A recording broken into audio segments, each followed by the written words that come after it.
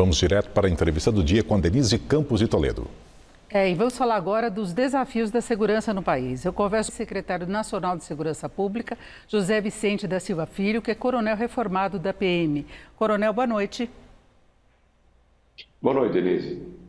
Coronel, vamos começar falando das mudanças que tivemos na área da Justiça. Hoje o presidente Lula formalizou a indicação de Lewandowski para o Ministério da Justiça e Segurança, e ele que já tinha indicado alguns nomes, alguns devem até permanecer, mas ele falou em Sarrubo, que é procurador aqui de São Paulo, para a Secretaria de Segurança. E aí ele teria incumbência, a meta de tentar unificar as polícias, Ministério Público, enfim, definir uma política nacional, né? Que é uma coisa que já se tentou algumas vezes, mas que tem divergências muito grandes. Então, juntando Polícia Federal, Ministério Público Federal, todas as polícias, as forças federais, ministérios públicos estaduais, como é que o senhor vê essa intenção e o que isso poderia trazer de positivo para a estrutura de segurança do país? Olha, Elise, o perfil do Sarrubo, o Procurador-Geral da Justiça aqui em São Paulo, é um perfil bastante conveniente para esse momento que passa a segurança pública no país. Isso porque ele terá o encargo, que vai facilitar muito a sua experiência, a sua formação, o encargo de fazer grandes articulações do Ministério Público com as polícias, onde costuma acontecer muita resistência, muito atrito, e ele foi muito bem sucedido pelo trabalho feito junto com as polícias civil e militar aqui no estado de São Paulo. Pouca gente sabe, mas através do grupo de apoio a ação contra o crime organizado, o GAECO, no estado de São Paulo, durante os 3 anos do procurador, ele mobilizou mais de 500 operações contra facções, contra criminosos, contra o crime organizado do estado de São Paulo. Então, o trabalho dele já foi muito atuante nessa área. Ele terá um papel importante, inclusive, em articular o trabalho do Ministério Público em todas as esferas do país, assim como também ele vai ter mais fácil o trânsito, que o outro perfil, para atuar junto ao Conselho Nacional de Justiça, onde algumas decisões precisam ser mobilizadas para ajudar a redução da impunidade do país, como, por exemplo, definir algum tipo de calibragem nas audiências de custódia de criminosos que têm 20, 30 passagens pela Justiça, pelas audiências e voltam para o crime com muita frequência. Redução da impunidade é um problema importante que ele pode atacar com a experiência que ele tem. Eu acho que ele pode ajudar bastante. Mas o que nós vemos é uma necessidade do próprio ministro Lewandowski de articular o esforço da Secretaria Nacional de Segurança Pública com a Polícia Federal, que também está dentro do Ministério da Justiça, para trabalhar com uma grande eficiência da atuação do governo federal em relação ao crime organizado. Afinal de contas, o crime organizado, que se desdobra entre 50 e 70 facções pelo país, ele é empoderado com os instrumentos que chegam pelas fronteiras, que são as drogas, as armas, as munições e os contrabandos. E esse é um trabalho que o governo federal não pode mais se recusar a fazer. Nós comentávamos na semana passada o que aconteceu, por exemplo, no Equador, e é quase inevitável não se traçar um paralelo quanto aos riscos que podem existir aqui no Brasil também em relação à atuação das facções. A gente tem algumas lideranças, mas, como o senhor disse, são dezenas de facções atuando no país, e tem essa questão de fronteira também. A gente vê a dificuldade do governo até de controlar o garimpo ilegal no norte do país, na região da Amazônia e também no sul. Então, é toda a fronteira que também estaria envolvida nesse projeto de segurança, não é?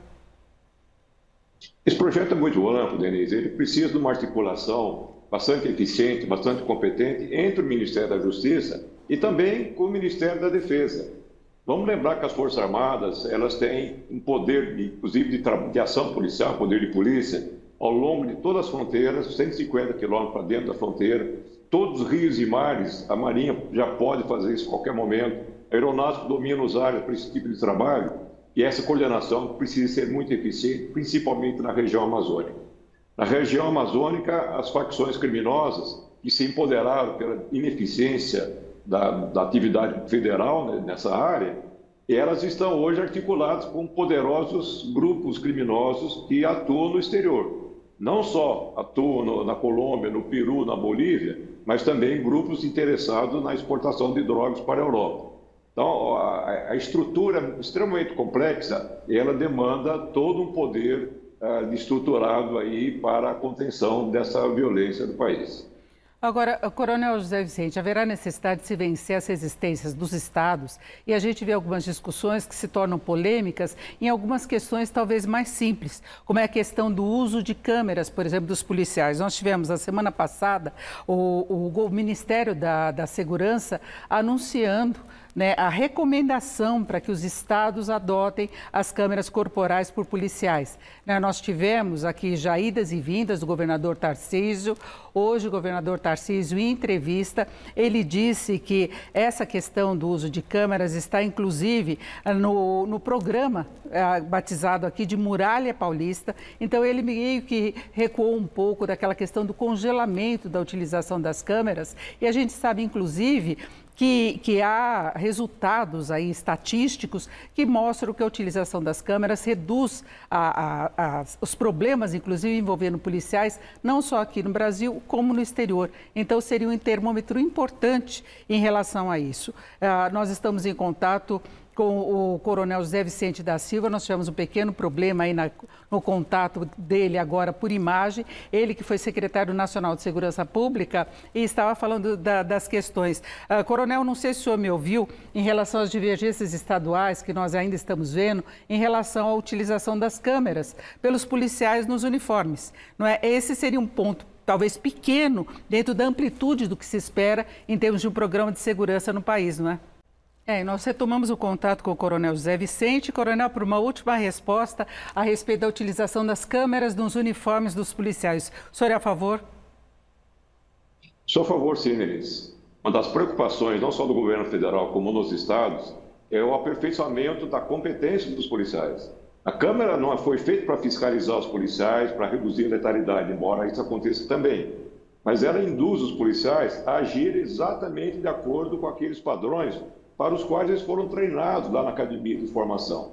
Como agir corretamente, abordar pessoas, fazer alguns enfrentamentos, é melhor até para a segurança do policial. O que nós queremos, e é o papel principal da Câmara, é justamente aperfeiçoar o dificílimo trabalho que o policial tem, inclusive protegê-lo com as imagens do seu bom trabalho, quando frequentemente eles são acusados de comportamento inadequado na prisão de pessoas. Eu agradeço muito a participação de José Vicente da Silva Filho, que é ex-secretário nacional de Segurança Pública. Coronel, mais uma vez, obrigado, uma boa noite. Boa noite, Denise, obrigado pela oportunidade aqui. Com vocês.